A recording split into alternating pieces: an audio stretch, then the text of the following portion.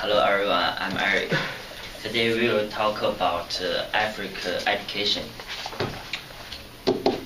Education is very important in our life. When we born, our family all wanted us to get a good education. Because of having good education, we will master a technology or an ability. We can do massive things for our country or our society. And we can also earn a lot of money. Use this money, we can buy what we want and what we need. We all can afford it. But in the world, there are many children can't get a good education, especially in Africa. We all know Africa is the most poor places in the world. Today I will tell you a story about Africa education. These children grew in capital of Somalia. As we know, almost the capitals are the rich places in the world.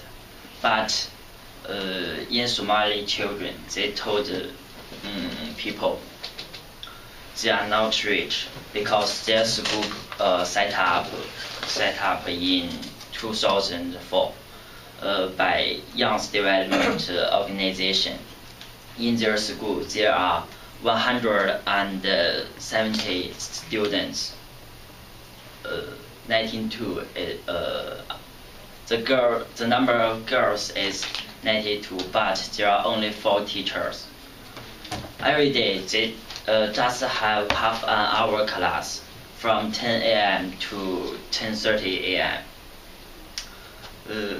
Sometimes there will no teacher to teach them.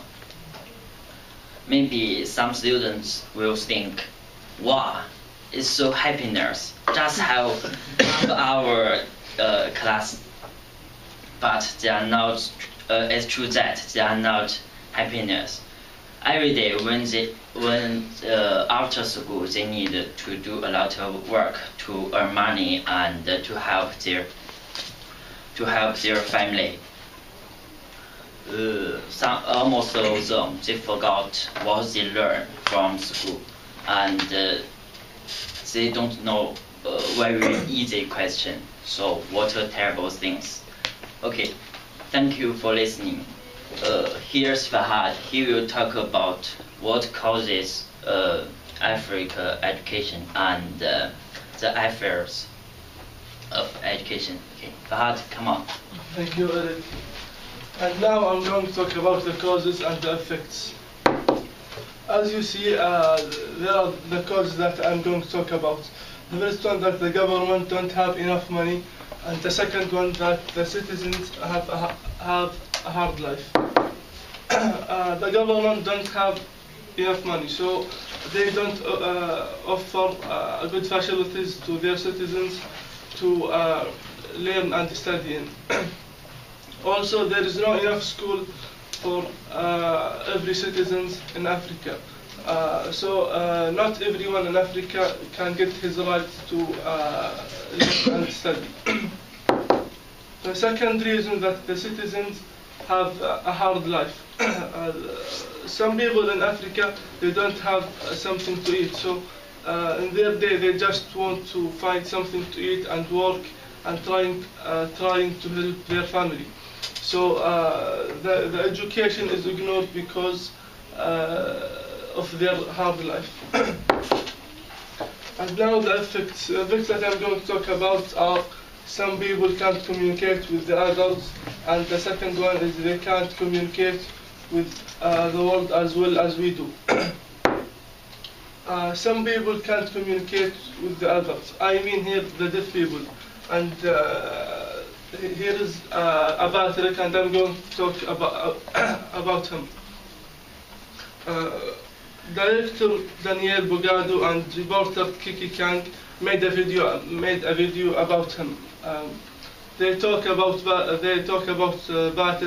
Patrick, who lives in Uganda, can't communicate with other people and couldn't communicate with other people until he reached 15 years old.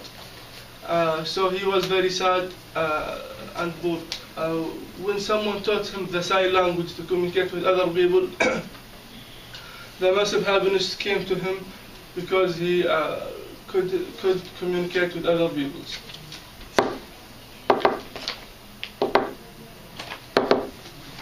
The second effect is they can't communicate with the world as well as we do. I mean here by the technology, because they don't have well education. They can't exploit the technology to communicate with the world because they don't know how to use it. And I just told you about the causes and the effects, and here is Bruce about the solution. Bruce? Thank you, Fahad. I'm Bruce. I will talk about the solution of the problem of the African education. In the first place, I think the most important things is government should help their country to improve their education. The government should pay more attention to improve their economy, and if they got enough money, they can improve their education for their children.